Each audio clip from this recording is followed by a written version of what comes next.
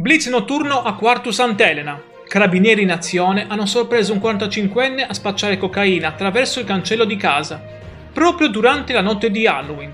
L'uomo è stato subito arrestato. Io sono Matteo e ti ringrazio per essere qui sull'Isola Informa. Se vuoi rimanere aggiornato su operazioni come questa a Quartu e in tutta la Sardegna, iscriviti ora e attiva la campanella. Ogni giorno nuove notizie di cronaca.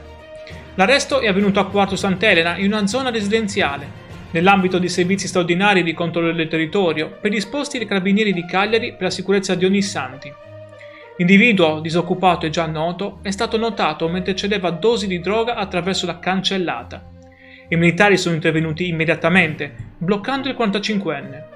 La perquisizione ha portato al sequestro di ben 21 dosi di cocaina, per un peso di oltre 8 grammi e 90 euro in contanti. Ma quanto è diffuso realmente lo spaccio al dettaglio, nascosto nelle case di Quartu e del Cagliaritano?